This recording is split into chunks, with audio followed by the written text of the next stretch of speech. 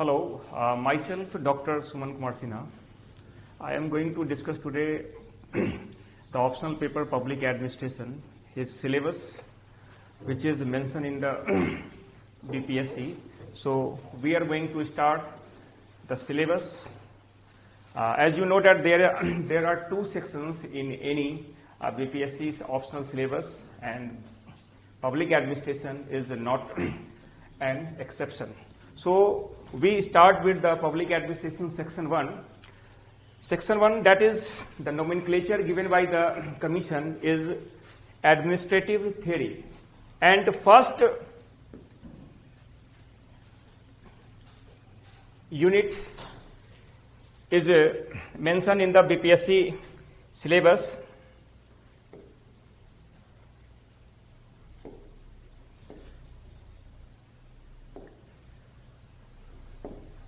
Is basic premises. The basic premises means that is the basic concept that is the introduction part of the syllabus, and first topic is mentioned as meaning, scope and significance of public administration. मतलब लोक प्रशासन का क्या अर्थ है, उसके क्या क्षेत्र है और उसके क्या महत्व है, इसके बारे में ये टॉपिक है पहला. दूसरा है private and public administration. What is the basic difference between the public and private administration? So public and private administration is also mentioned in your syllabus. We are going to discuss with the similarities and differences and why public administration is getting together more closer to the private administration. So we can discuss in the class. And next topic is the role of public administrator in developed and developing societies.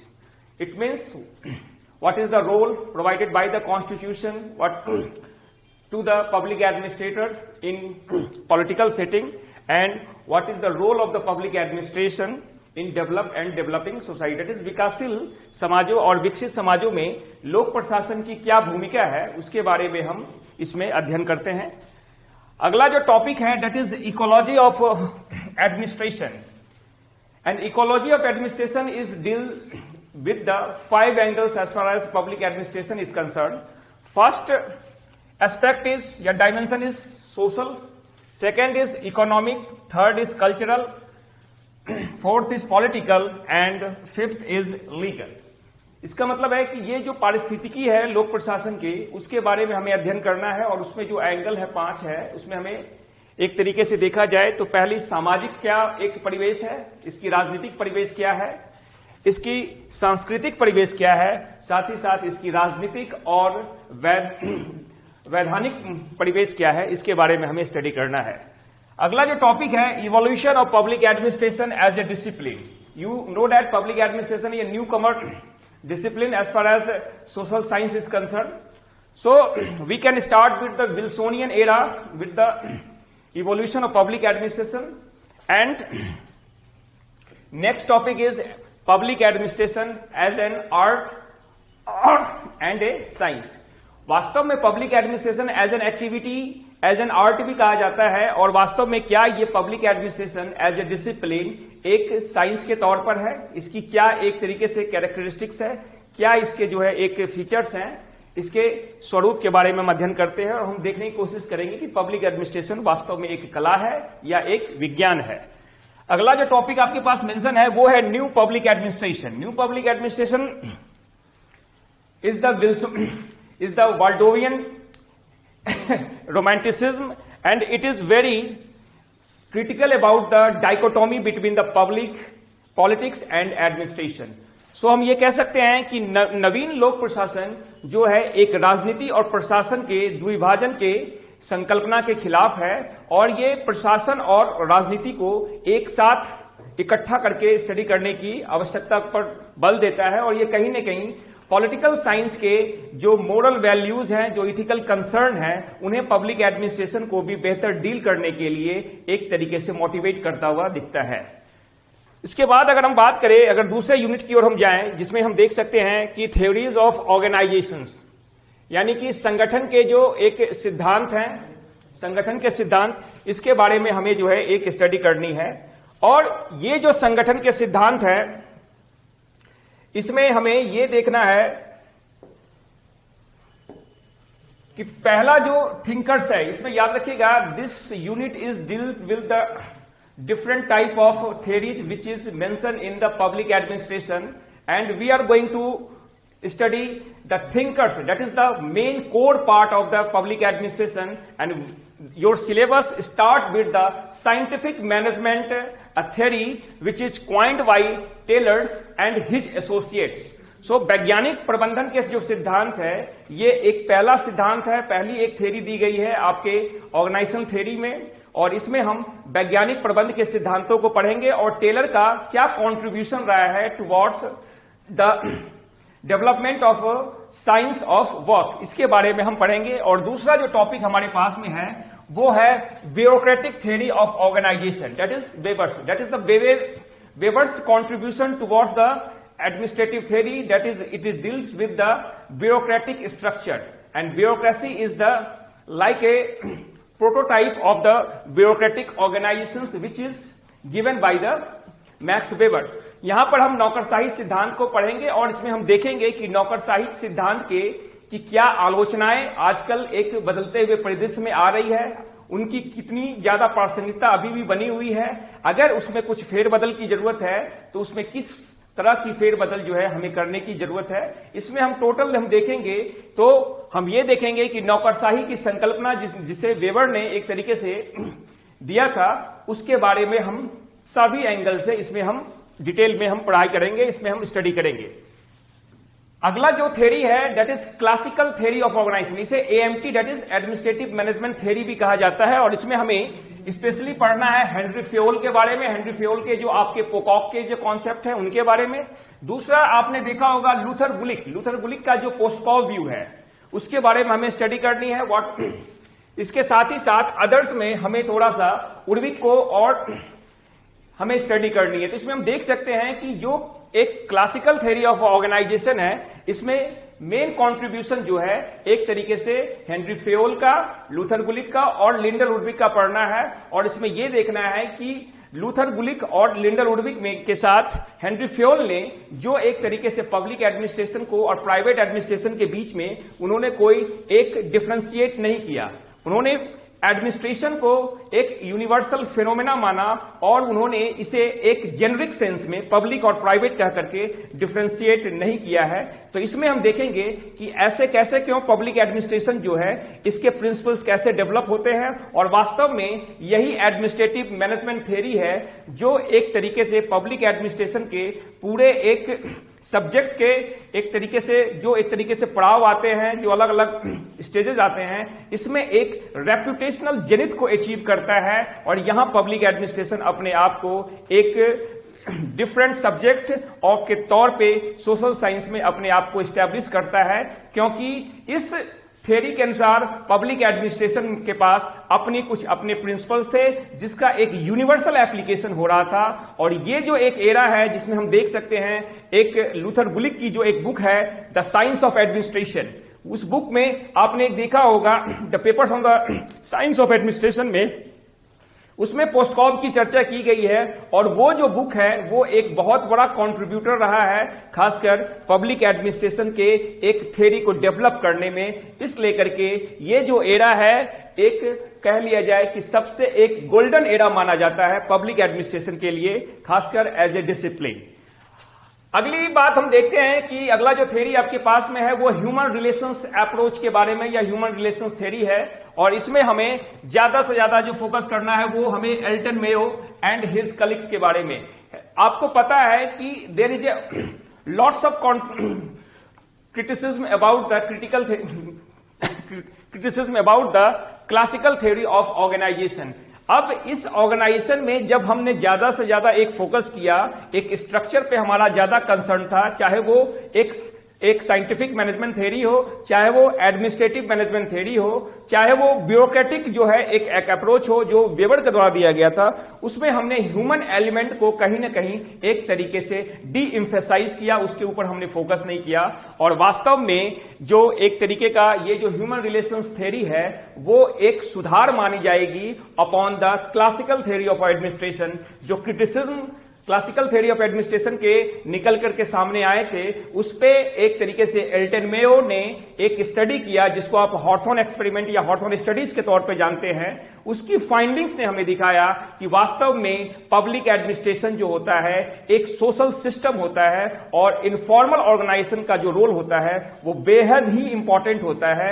और organisation सिर्फ और सिर्फ जो है एक जो है कह लिया जाए ऑफिशियल या फिर एक तरीके से लीगल तरीके से डिजाइन नहीं की जाती है, स्ट्रक्चर नहीं की जाती है, बल्कि उसके कुछ जो है एक ह्यूमन एलिमेंट्स भी होते हैं, उस पे हमारा कंसर्न है। तो यहां पे हम देखते हैं मानव संबंध जो सिद्धांत है उसमें एल्टन मेयो के जो कंट्रीब्यूशन है और वो कंट्रीब्यूशन हमें दिखते हैं उनकी स्टडी के द्वारा। अगला हम देख सकते हैं बिहेवियरल अप्रोच। बिहेवियरल अप्रोच में सबसे बड़े एक तरीके से मेन जो कंट्रीब्यूटर माने जाते हैं इसमें हर्बर्ट साइमन को माना जाता है। एडमिनिस्ट्रेटिव बिहेवियर इस बारे में चर्चा करता है कि एक ऑर्गेनाइजेशन में जब एक व्यक्ति काम करते हैं, एक ग्रुप ऑफ पीपल वर्क करते हैं, तो how we are going to studies those administrative behaviour in scientific manner. और इस मैनर को हम इसमें एडमिनिस्ट्रेटिव बिहेवियर में देखते हैं और ये एडमिनिस्ट्रेटिव अप्रोच इसके बारे में बात करता है। और साथ ही साथ इसमें हम देखेंगे कि कैसे communication, decision making, supervision, control, इस तरीके के जितने भी फंक्शंस हैं उसके बारे में हम जो है एक स्टडी करेंगे। और हम ज्यादा से ज्यादा इसमें साइकोलॉजी के पार्ट और सोशल साइकोलॉजी को यूज करते हुए हम एक बिहेवियरल अप्रोच को पढ़ेंगे जो कि एक बहुत ही बड़ा कंट्रीब्यूशन माना जाता है। और उसमें सबसे बड़े जो कंट्रीब्यूटर हैं वो हर्बर्ट साइमन की डिसीजन मेकिंग थ्योरी है जो आपके 4th यूनिट में भी एक तरीके से मेंशन है। That was the expansion of the behavioural theory of the organisation. Next हम देखते हैं सिस्टम अप्रोच के बारे में करते हैं। सिस्टम के बारे में आप देखते हैं कि जैसे इनपुट, आउटपुट, थ्रूपुट, ये जो एक सिंपल सा पार्ट होता है, वैसे ही एक ऑर्गेनाइजेशन भी एक जो है एक सिस्टम के तौर पे काम करता है, एक सोशल सिस्टम के तौर पे काम करता है। तो इसमें हम सिस्टम अप्रोच के बारे में देखेंगे कि ये ऑर्गेनाइजेशन के बारे में क्या कहता है। उसके बाद हम देखेंगे ऑर्गेनाइजेशनल इफेक्टिवनेस, जिसको हम एक सांगठनिक प्रभावशीलता बोलते हैं, उसके बारे में हम एक स्टडी करेंगे। तो इसमें हम देख सकते हैं कि ये जो सेकेंड यूनिट है थ्योरी ऑफ ऑर्गेनाइजेशन, ये जो यूनिट है और फर्स्ट यूनिट बेसिक प्रीमाइजेस, ये दोनों यूनिट्स हमारे मेंस के पॉइंट ऑफ व्यू से बहुत ही ज्यादा इंपॉर्टेंट है, क्योंकि पहला जो है बेसिक प्रीमाइजेस को डील करता है और दूसरा हमें थिंकर से रूबरू कराता है, यानी थ्योरीज ऑफ ऑर्गेनाइजेशन के बारे में बात करता है। तो ये दोनों चैप्टर हमारे लिए बहुत ही इंपॉर्टेंट है। एक अगला जो यूनिट है वो है principles of organisation. Principles of organisation में आपके पास में जो पहला जो एक तरीके से मेंशन है वो जो है एक तरीके से देख सकते हैं हायरार्की, यानी कि इसको पद सोपान कहते हैं। दूसरा जो है यूनिटी ऑफ कमांड, यानी समादेश की एकता। तीसरा जो है अथॉरिटी एंड रेस्पॉन्सिबिलिटी, यानी उत्तरदायित्व के साथ ही साथ आपके प्राधिकार। और अगला जो टॉपिक है कोऑर्डिनेशन, दैट इज समन्वय। Coordination is the heart of administration, इसके बारे में हमें पढ़ना है। अगला है span of control. Span of control इसको हम नियंत्रण का क्षेत्र बोलते हैं। अगला जो है एक सुपरविजन, और सुपरविजन को हम अगर देखा जाए हिंदी में इसे पर्यवेक्षण कहा जाता है, इसके बारे में कॉन्सेप्ट के बारे में पढ़ेंगे। और इसमें अगला जो टॉपिक है centralisation and decentralisation. Centralisation and decentralisation के क्या क्या खूबी है, खामी है, क्यों आज डिसेंट्रलाइज्ड एडमिनिस्ट्रेशंस की ज्यादा वकालत की जाती है, एडवोकेसी होती है, why decentralised administration is going to change and getting more and more attention by the different thinkers, इसके बारे में हमें बात करेंगे, यानी सेंट्रल डिसेंट्रलाइजेशन के बारे में, इसके हार्म्स, इसके एडवांटेज, इसके सारे एंगल्स के बारे में पढ़ेंगे। और लास्ट में हमें एक तरीके का एक जो टॉपिक है डेलीगेशन। डेलीगेशन को हम हिंदी में प्रत्यायोजन बोलते हैं, और उस डेलीगेशन के बारे में हम पढ़ेंगे कि डेलीगेशन क्यों एक एडमिनिस्ट्रेशन के लिए इंपॉर्टेंट है। आपने देखा होगा कि ये जो है this unit is mention in the black colour. तो हम ये कह सकते हैं कि ये जो यूनिट है हमारे लेकर के 60 से 62 के बाद जब से सिलेबस एक थोड़ी का चेंज हुआ है, उस तरीके से हम देख सकते हैं। तो इस यूनिट को थोड़ा सा एक डी एम्फेसाइज रखा गया है, इससे ज्यादा क्वेश्चंस नहीं एक तरीके से पूछे गए। तो अगर आप इसको एक लाइट वे में एक स्टडी करते हुए और इसकी सिर्फ एक जनरल समझ विकसित करते हुए अगर आप पढ़ते हैं तो ये जो है आपके लिए काफी होगा। इस पे हमें बहुत ज्यादा जो है एक समय खर्च करना जो है एक सेंसिबल जो है स्ट्रेटजी नहीं मानी जाएगी। अगला जो एक तरीके का यूनिट है वो है एडमिनिस्ट्रेटिव बिहेवियर, यही है प्रशासनिक जो है एक तरीके का व्यवहार। और पहला टॉपिक ही है decision making with special reference to the contribution of Herbert Simon. यानी कि ये जो डिसीजन मेकिंग है, what is decision making according to Herbert Simon and how administrative theory as far as decision making is concerned is very important for the administration। वास्तव में देखा जाए तो साइमन ने इस तरीके से पब्लिक एडमिनिस्ट्रेशन को डिफाइन किया था कि public administration is nothing, it is all about the decision making.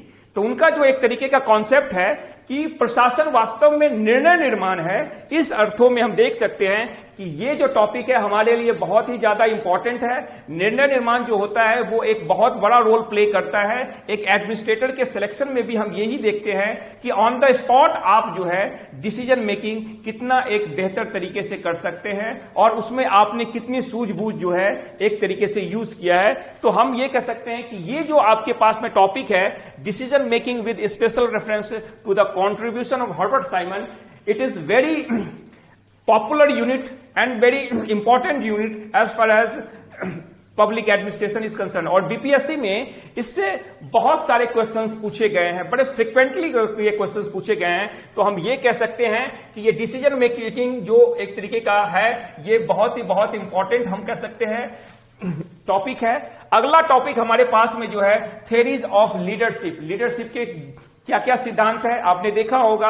पहले एक लीडरशिप का जो ट्रेडिशनल थ्योरी था वो एक मानता था कि leaders are born not made, जिसको हम ब्रेकमैन थ्योरी बोलते हैं। बाद में हमने देखा एक तरीके से बिहेवियरल थ्योरी आया और बिहेवियरल थ्योरी में भी हमने एक बाद में देखा कि उसमें फिर से एक कंटिजेंसी थ्योरीज आए। तो इसका मतलब बिहेवियरल थ्योरी में भी और कंटिजेंसी थ्योरीज में भी जो भी बातें थी तो इसमें ये आई कि बिहेवियर है तो इस बिहेवियर को आप किस बिहेवियरल थ्योरी ऑफ लीडरशिप में हम ये मान सकते हैं कि लीडरशिप की जो एक स्किल्स है, जो उनकी जो अपनी जो एक कैरेक्टरिस्टिक्स है वो किसी भी पर्सनालिटी में हम एक तरीके से जो है वो डाला जा सकता है, इसे लर्न किया जा सकता है। ये कोई जरूरी नहीं है कि जो व्यक्ति एक जो है इसके साथ में जन्मजात ही उन गुणों को लेकर के पैदा होता है और इसे सिखाई नहीं जा सकती है इसलिए करके। तो इसमें हम ये देखते हैं कि जो नेतृत्व के अलग अलग सिद्धांत है उनके बारे में हमें अध्ययन करना है। अगला जो है एक टॉपिक है कम्युनिकेशन। कम्युनिकेशन को एक तरीके से माना जाता है कि मतलब एक ब्लड स्ट्रीम माना जाता है एडमिनिस्ट्रेशन का।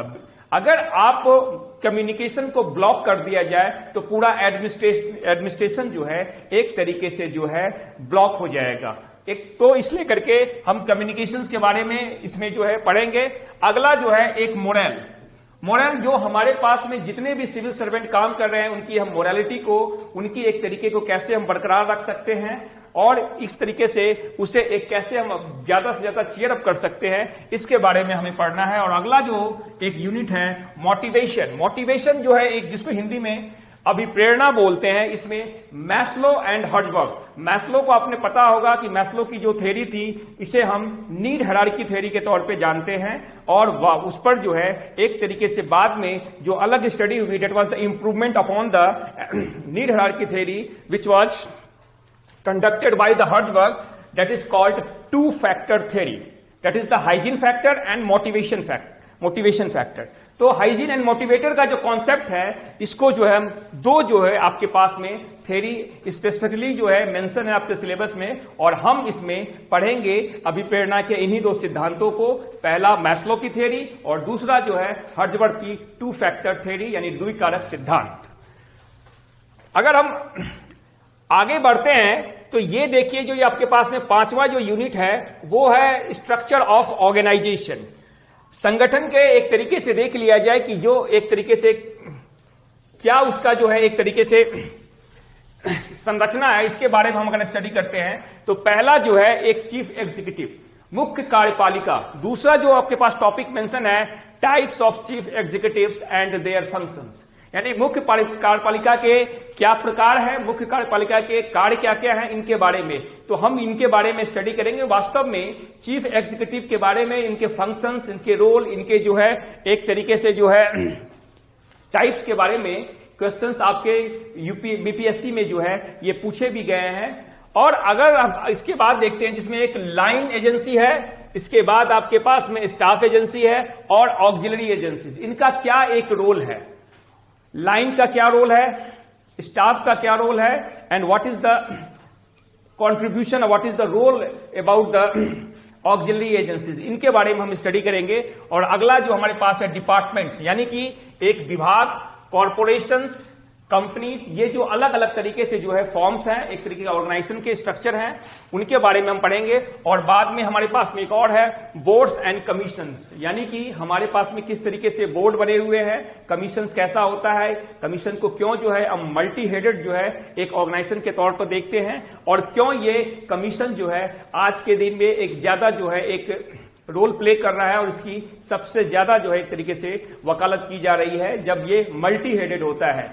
इसके साथ ही अगर हम देखेंगे तो relation between head quarters and field relationship, तो कैसे एक तरीके से देख सकते हैं कि मुख्यालय और क्षेत्र के बीच जो संबंध है, उस संबंधों में किस तरह के परिवर्तन आ रहे हैं, वो कैसे पब्लिक एडमिनिस्ट्रेशन के लिए एक जो है एक डिबेटेबल जो है इशू है, या फिर एक तरीके से इशू एरिया के तौर पर हम उसे फाइंड आउट करते हैं। तो इसके बारे में हम स्टडी करते हैं।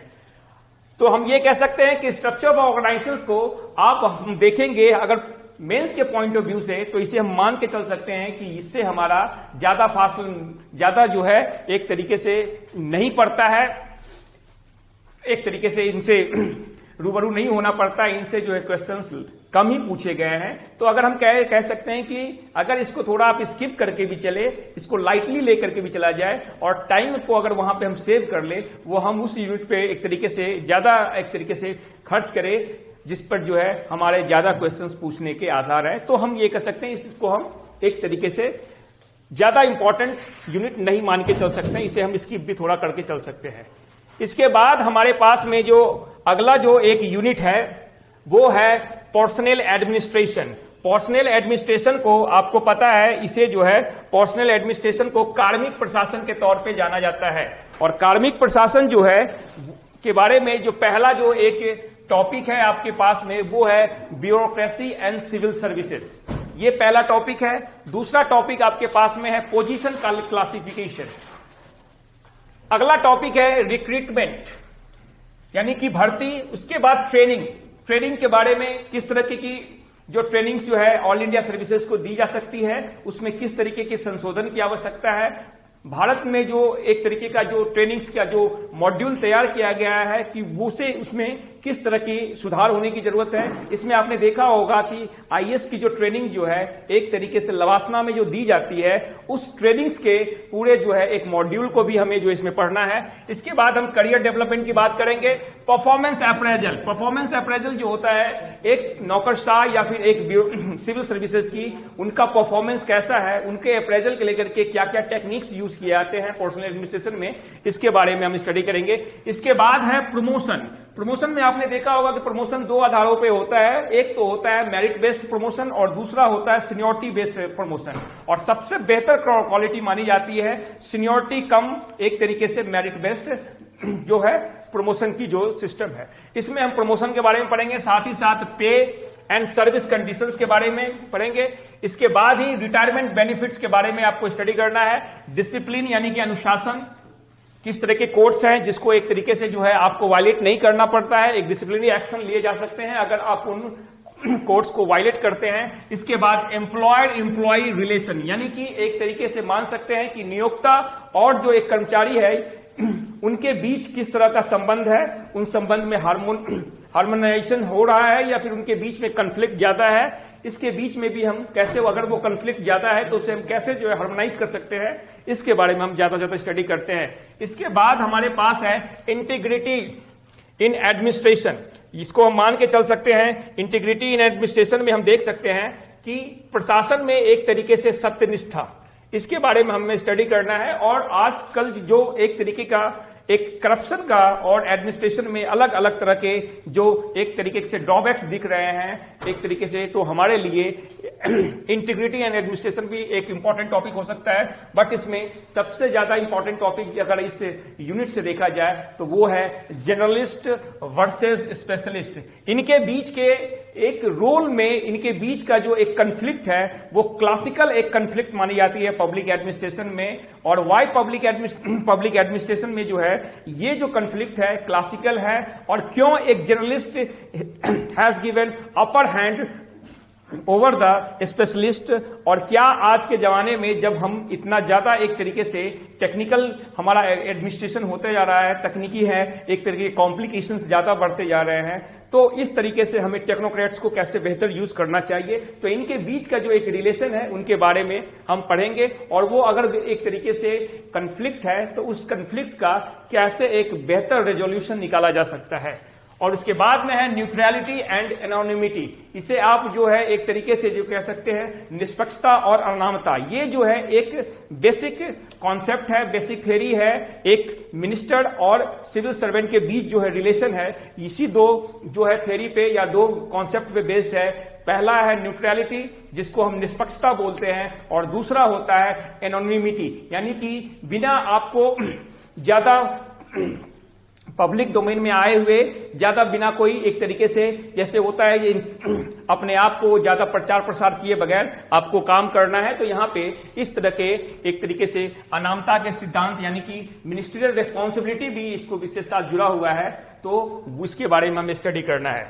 अगला जो यूनिट हमारे पास में है जिसे हम कह सकते हैं फाइनेंशियल एडमिनिस्ट्रेशन। ये जो यूनिट है ये हमारे लिए बहुत ही ज्यादा इंपॉर्टेंट है। This unit is very important as far as public administration main examination is concerned। इसमें अगर हम बात करें तो फाइनेंशियल एडमिनिस्ट्रेशन में पहला ही है कॉन्सेप्ट ऑफ बजट। आपको पता है अभी 1 February को हमारे पास में बजट पेश हुआ है, तो ये बजट के कॉन्सेप्ट में क्या है, बजट आखिर है क्या, बजट के क्या क्या इसके कंपोनेंट हो सकते हैं, बजट को हम किस तरीके से हम कह सकते हैं कि why budget is also known as a financial horoscope of any country, और इसके बारे में हमें पढ़ेंगे कि बजट में क्या कॉन्सेप्ट में क्या क्या है। इसके बाद हम देख सकते हैं कि preparation and execution of the budget, budget को कैसे तैयार किया जाता है, how budget is going to prepared and then how is going to execute. And साथ ही साथ इसमें हम देखेंगे आपके पास में एक फॉर्म्स या टाइप्स ऑफ बजट में एक ही बजट का फॉर्म्स मेंशन है, and that is performance budget, यानी कि निष्पादन जो है बजट के बारे में आपके बारे में मेंशन है। और ये परफॉर्मेंस बजट का जो ये टॉपिक है ये बीपीएससी में बहुत ही फ्रिक्वेंटली पूछा गया है, क्योंकि एक ही टाइप्स मेंशन है और वो है निष्पादन बजट। तो ये performance budget it is very important as far as main examination is concern. Then legislative control over budget, तो कैसे हम बजट पे एक लेजिस्लेटिव कंट्रोल लेकर के आते हैं इसमें हम देखेंगे। और साथ ही साथ बाद में हम बात करेंगे अकाउंट्स एंड ऑडिट, और अकाउंट्स एंड ऑडिट में अगर हम देखेंगे तो इसमें दो ऐसे जो है एक फंक्शनरीज है जिनके बारे में हम पढ़ते हैं। पहला जो है सीएजी के बारे में हम इसमें पढ़ेंगे, CAG that means controller and auditor general of India, और दूसरा जो है एक तरीके से जो है जिसको हम कंट्रोलर जनरल ऑफ अकाउंट बोलते हैं, ये फाइनेंस मिनिस्ट्री के अंतर्गत कार्य करता है। इनके दोनों के रोल में यानी अकाउंट एंड ऑडिट में हम पढ़ेंगे। और ये जो अकाउंट एंड ऑडिट ये जो है एक तरीके से भी इंपॉर्टेंट है, इसका अलग जो है इसका एक पार्ट भी आपको दिखेगा अगले यूनिट में, उसमें हम मेंशन करेंगे। तो यहां पे अकाउंट्स एंड ऑडिट को भी हमें देखना है। तो हम ये कह सकते हैं कि फाइनेंशियल एडमिनिस्ट्रेशन यानी वित्तीय प्रशासन का जो ये यूनिट है, this unit is very important for main examination. अगला जो यूनिट है आपके पास में that is called 7th unit and it is accountability and control, उत्तरदायित्व और नियंत्रण। और इसमें पहला टॉपिक है the concept of accountability and control. What is the basic difference between the accountability and control. इसके बाद हम देख सकते हैं लेजिस्लेटिव कंट्रोल की बात है, एग्जीक्यूटिव कंट्रोल की बात है, और एक जुडिशियल कंट्रोल ओवर एडमिनिस्ट्रेशन, यानी कि इसमें कैसे एक विधायी नियंत्रण, एक जो है कार्यपालिक नियंत्रण और एक न्यायिक नियंत्रण है प्रशासन के ऊपर, इसके बारे में हमें स्टडी करना है। अगला जो टॉपिक है इसमें सिटीजन्स एंड एडमिनिस्ट्रेशन, और सिटीजन्स एंड एडमिनिस्ट्रेशन के बीच में जो इंटरेक्शन होता है या सिटीजन की जो ग्रीवांसेस है उनके बीच का जो इंटरेक्शन कैसा है, उनके बीच का संबंध कैसा है, वो कैसे इंटरेक्ट करते हैं, उनकी रिस्पॉन्सिवनेस का लेवल क्या है, एक्टिविज्म है कि नहीं, प्रोएक्टिव मैनर में वो काम करते हैं कि नहीं। तो इसके बीच में हम सिटीजन एडमिनिस्ट्रेशन के इंटरेक्शन को हम पढ़ेंगे। तो ये देख सकते हैं कि अकाउंटेबिलिटी एंड कंट्रोल जो है, this unit is very popular as far as UPSC is concern, but in BPSC exam this unit is not going to ask questions from this unit, so we can leave it and we can slightly read it and save your times as far as strategy is concerned. Then हमारे पास जो unit है वो है administrative reforms. Administrative reforms, this unit is very important for the public administration and this unit is very popular for the BPSC main exam. इस unit से बहुत सारे questions जो है लगभग जो है आपके बीपीएससी के मेन के एग्जाम में पूछा गया है। और इसमें भी पहला जो टॉपिक है वो O&M, जिसे हम ऑर्गेनाइजेशन एंड मेथड्स कहते हैं, संगठन और प्रविधि कहते हैं इसको हिंदी में अगर इस टॉपिक का बताया जाए। O&M हमारे लिए उतना इंपॉर्टेंट नहीं है। बीपीएससी में ये क्वेश्चन जो भी पूछे गए हैं वो कभी कभी शॉर्ट नोट्स के तौर पे पूछे गए हैं, कभी फुल क्वेश्चन इससे नहीं पूछा गया है। अगला जो एक टॉपिक है वर्क स्टडी, इसको हम कार्य अध्ययन भी बोलते हैं। वर्क स्टडी जो है एक मैनेजरियल जो है, एक कह लिया जाए कि एक टूल है, एक स्किल है, और इसको भी जो है इस टॉपिक से भी हमारे पास में ज्यादा क्वेश्चंस नहीं पूछे गए हैं। उसके बाद है वर्क मेजरमेंट, जिसको हिंदी में कार्य मापन बोला जाता है। इसके बारे में भी इस टॉपिक से हमारे पास क्वेश्चन ज्यादा नहीं पूछे गए हैं। और सबसे ज्यादा क्वेश्चन हमारे पास जो आए हैं वो है administrative reforms, processes and obstacles, यानी कि प्रशासनिक सुधार की क्या प्रक्रियाएं हैं और क्या बाधाएं हैं। इसी में हमारा वास्ता पड़ता है फर्स्ट एआरसी, सेकेंड एआरसी, उनके रिकमेंडेशंस को गवर्नमेंट ने उसको कहां तक इंप्लीमेंट किया। और ये जो टॉपिक है administrative reforms, processes and obstacles, ये जो टॉपिक है ये बहुत ही इंपॉर्टेंट एक तरीके का टॉपिक है। और इससे बीपीएससी ने बहुत सारे क्वेश्चंस पूछे हैं और ये हमेशा पूछा भी जाएगा, क्योंकि विदाउट एडमिनिस्ट्रेटिव रिफॉर्म्स और बिना कमीशन के एक रिपोर्ट्स को पढ़े हुए हमारा पब्लिक एडमिनिस्ट्रेशन कभी भी कंप्लीट नहीं हो सकता है। तो हम ये मान करके चल सकते हैं कि इस यूनिट में हमारे पास में सबसे ज्यादा इंपॉर्टेंट जो है वो है administrative reforms, processes and obstacles. इसी में हम डिफरेंट कमीशंस को पढ़ेंगे। फर्स्ट एआरसी, सेकेंड एआरसी का हम एक तरीके से एक डीप स्टडी करेंगे। और ये जो है एक यूनिट जो है पब्लिक एडमिनिस्ट्रेशन का, ये जो यूनिट है वो बीपीएससी के मेन एग्जामिनेशन के लिए हम इंपॉर्टेंट मान करके चल सकते हैं। उसमें भी बस एक टॉपिक जो हमारा administrative reforms, processes and obstacles का है। अगला जो हमारे पास में यूनिट है वो है एडमिनिस्ट्रेटिव लॉ, जिसे हम प्रशासनिक एक तरीके से कह सकते हैं विधि या कानून, जो कहिए इसके बारे में है। और इसमें पहला जो टॉपिक है इंपॉर्टेंस ऑफ एडमिनिस्ट्रेटिव लॉ, यानी कि प्रशासनिक जो कानून है या प्रशासनिक विधि का क्या जो है महत्व है, इसके बारे में हमें पढ़ना है। और इसके साथ ही साथ डेलीगेटेड लेजिस्लेशन, जिसको हम प्रत्यायोजित जो है विधान बोलते हैं, इसके बारे में हमें पढ़ना है। और डेलीगेटेड लेजिस्लेशन में भी हमें देखना है कि क्या क्या एंगल पढ़ना है। पहले तो हमें मीनिंग पढ़ना है, what is the meaning of the delegated legislation, what is the types of the delegated legislation, what is the advantages of the delegated legislation, what is the limitations of the delegated legislation, what is the safeguards of the delegated legislation। आपको याद होगा कि delegated legislation को एक democracy के spirit के एक तरीके से वायलेट करता हुआ माना गया है। ये एंटी जो है डेमोक्रेटिक माना गया है। और इसमें से विधि निर्माण का जो काम है, that is the law making power is wasted with the legislature.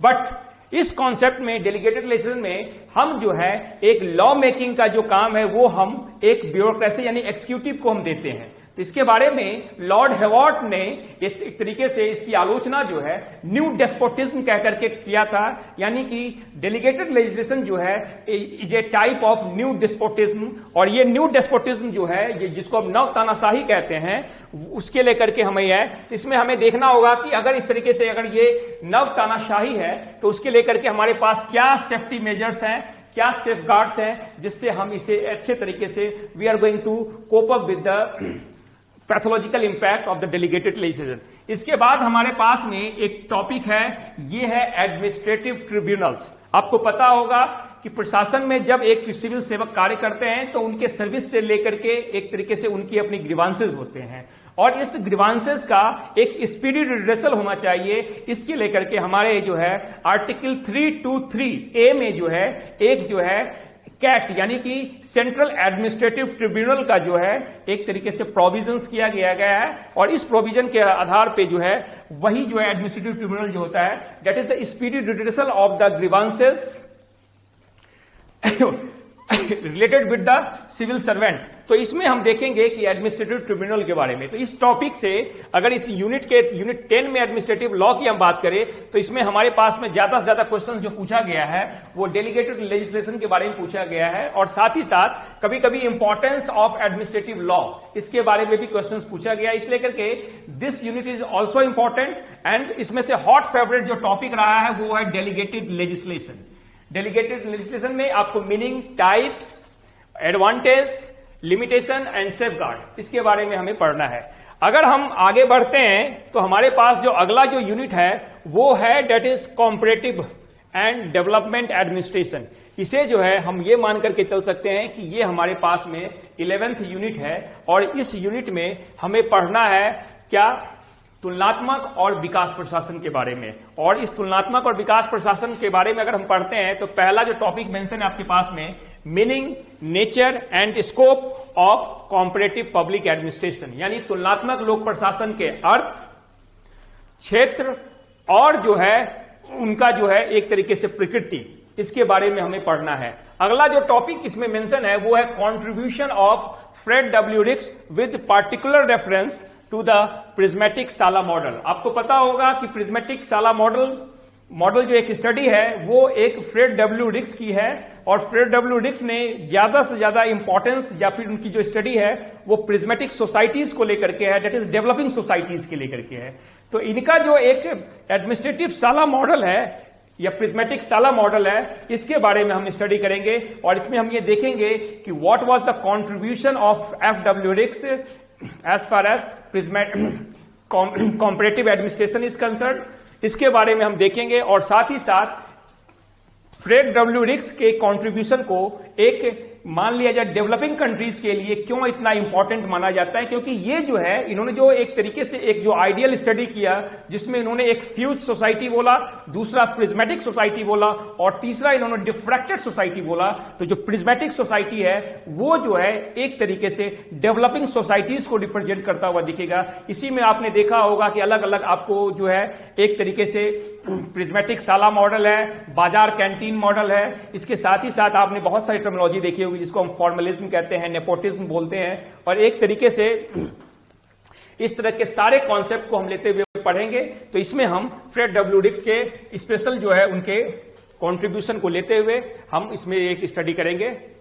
अगला जो टॉपिक है the concept, scope and significance of development administration, यानी कि विकास प्रशासन के क्या अर्थ हैं, विकास प्रशासन की क्या महत्ता है और विकास प्रशासन के क्या क्षेत्र हैं, इसके बारे में हमें पढ़ना है। कॉम्परेटिव स्टडी के बाद ही एक डेवलपमेंट एडमिनिस्ट्रेशन आता है, क्योंकि इसका बर्थ जो होता है वो कॉम्परेटिव एडमिनिस्ट्रेशन के कारण ही होता है। तो हम देखेंगे कि विकास प्रशासन क्यों आया, क्यों विकास प्रशासन को एक तरीके से एक अध्ययन के अलग क्षेत्र के रूप, एक विभाग के रूप में जो है एक पब्लिक एडमिनिस्ट्रेशन में रिकॉग्नाइज किया गया। इसलिए करके किया गया क्योंकि जो हमारे पास में एक जो था उपनिवेशवाद से जो आजाद हुए, एक जो नए कंट्री जो एफ्रो एशियन कंट्रीज थे जो इन्होंने अपनी आजादी पाई, जिसमें भारत भी एक था, और उसमें जो हमारे पास में जो थ्योरीज या प्रिंसिपल्स थे जो डेवलप किए गए थे अमेरिका में, उसका जो है एक बेहतर जो है रिजल्टेंट हमारे पास में नहीं आ रहा था। तो हमने इसमें एक तरीके से देखा, इकोलॉजिकल अप्रोच अपनाते हुए हमने ये देखा कि हमारे जो है पब्लिक एडमिनिस्ट्रेशन में, खासकर इंडियन पब्लिक एडमिनिस्ट्रेशन के लिए एक तरह का अलग तरह का जो इंडिजिनस मॉडल डेवलप करना पड़ेगा। और वो इंडिजिनस मॉडल जो होगा, इसको अगर हम देख सकते हैं तो ग्लोबलाइजेशन के कॉन्सेप्ट पे हम कह सकते हैं, जिसको हम ग्लोबलाइजेशन एक वर्ड है, think globally and act locally. तो हमें यह देखना होगा कि हमें एडमिनिस्ट्रेशन में किस तरह की एक फेरबदल करनी होगी जो हमारे एक तरीके से जो है स्थानीय परिवेश के अनुकूल या भारतीय प्रशासन के परिवेश के अनुकूल हो और वो हमें बेहतर से बेहतर जो है एक रिजल्टेंट दे सके। इसके बारे में हम स्टडी करेंगे। इसके बाद आप देख सकते हैं कि political, economic and socio cultural context of development administration. आपको याद होगा कि ये जो एडमिनिस्ट्रेशन है, एडमिनिस्ट्रेशन इज कल्चर बाउंड।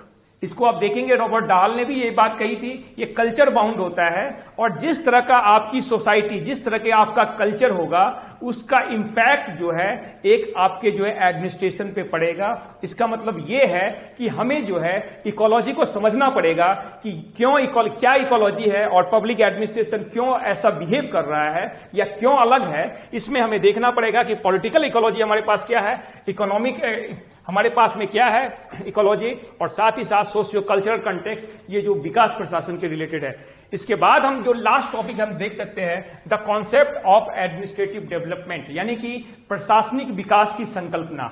विकास प्रशासन तब तक अधूरा है जब तक प्रशासनिक विकास नहीं होता है। इस लेकर के इस बारे में कहा जाता है कि the relation between the development administration and the concept of administrative development like a relation between chicken and egg. जैसा रिलेशन एक होता है मुर्गे और अंडे के बीच में, इसी तरीके का एक संबंध पाया जाता है प्रशासनिक विकास और विकास प्रशासन के बीच में। तो हमें यह देखना पड़ेगा कि प्रशासनिक विकास की संकल्पना क्या कहती है और वो कैसे विकास प्रशासन को से एक जो है बहुत गहराई से जुड़ा हुआ है, इसके लेकर के हम एक तरीके से स्टडी करेंगे। लास्ट का जो हमारे पास एक 12th जो यूनिट है, जिसको हम कह सकते हैं ये हमारे लिए एक इंपॉर्टेंट यूनिट है, और ये यूनिट है पब्लिक पॉलिसी, जिसे हम लोक नीति के तौर पे जानते हैं। लोक नीति के तौर पर इसे हम जानते हैं। इसमें जो पहला जो आपके पास में एक टॉपिक है, relevance of policy making in public administration, यानी लोक नीति निर्माण की क्या प्रासंगिकता है लोक प्रशासन के क्षेत्र में, इसके बारे में हमें स्टडी करना है। आपको पता होगा कि ये जो लोक नीति है ये सरकार द्वारा क्या करना है और क्या नहीं करना है, इसका एक डिसीजन है। वास्तव में इसमें देखेंगे तो बहुत सारे डिसीजन मिल करके एक लोक नीति का जो है स्वरूप जो है अपने आप में धारण करती है। और पब्लिक पॉलिसी में हम देखेंगे इसमें, तो पब्लिक पॉलिसी में इसमें पब्लिक पॉलिटिक्स और एडमिनिस्ट्रेशन के बीच की दूरियों को इन्होंने एक तरीके से जो है अलग कर दिया, हटा दिया और इसको प्रशासन और राजनीति को इकट्ठा लेकर के आया। और इसी में हम देखेंगे कि relevance of policy making public administration, और पब्लिक एडमिनिस्ट्रेशन में आप देख सकते हैं कि रिलेवेंस की जो बात होती है तो उसमें भी आप देखते हैं कि पब्लिक पॉलिसी की फॉर्मुलेशन कैसे होगा, the processes of policy formulation and implementation. और इस इंप्लीमेंटेशन में यानी कि पॉलिसी पब्लिक पॉलिसी के निर्माण और उसके कार्यान्वयन में नौकरशाही के रोल क्या, what is the role of the public bureaucracy in public policy formulation and public policy implementation. ये जो यूनिट है हमारे पास में उतना ही इंपॉर्टेंट है जितना कि और हमने कुछ यूनिट्स को रेड कलर में दिखलाया था। तो ये हम कह सकते हैं कि 12th जो यूनिट है ये हमारे लिए बहुत ही ज्यादा इंपॉर्टेंट है। अगर हम इस तरीके को सेक्शन 1 को फिर से हम एक तरीके से इसको एक राउंड अप कर दे, इसके हमारे पास जो इसमें 12 यूनिट्स है। आपको पता है कि there are 12 units mention in the section 1 and as far as important unit is concern for the main examination, इसमें हमारे पास ऐसे लगभग 7 यूनिट हैं। इनफैक्ट 6 यूनिट हम मान करके चल सकते हैं कि 6 यूनिट ही हमारे लिए ऐसा है जिससे हमारे लगभग क्वेश्चंस बराबर पूछे जाते हैं। और उसमें भी जो हमारे पास में जो पहला यूनिट है वो बेसिक प्रीमाइसेस, यानी कि ये हमारे लिए बहुत ही इंपॉर्टेंट यूनिट है। दूसरा यूनिट जो है वो जो है थ्योरीज ऑफ ऑर्गेनाइजेशन, यानी यूनिट 2 जो है ये हमारे लिए बहुत इंपॉर्टेंट है। तीसरा जो हमारे पास यूनिट इंपॉर्टेंट है मेन एग्जाम के लिए वो जो है एक 4th यूनिट है, इसका नाम है administrative behaviour. And next unit is which is exam very important for the main examination, that is financial administration, unit 7, then unit 9 administrative reforms, then administrative law 10th, then public policy. तो हम ये कह सकते हैं कि ये जो पूरा सेक्शन 1 में जो हमारे पास में यूनिट्स मेंशन है 12 यूनिट्स, इसमें से हमारे पास में 12 यूनिट्स में से 6 यूनिट्स हमारे ऐसे हैं जो हमारे मेन एग्जामिनेशन के लिए ही इंपॉर्टेंट है, जिसमें से हम 6 को अगर हम थोड़ा लाइटली भी लेकर के चले, अगर हम उसको तरीके से फोकस एरिया से बाहर रख करके हम बाकी के 6 यूनिट्स पे जो हमने अभी बताया उस पे फोकस किया जाए, तो आपके मेन एग्जामिनेशन के लगभग क्वेश्चंस इसी सेक्शन से यानी इसी यूनिट से आने वाले हैं। तो इसका मतलब कह सकते हैं, अगर हम कंक्लूड करें इस सेक्शन में, तो there are only 6 unit is very important for the main examination and rest 6 units are not so important as far as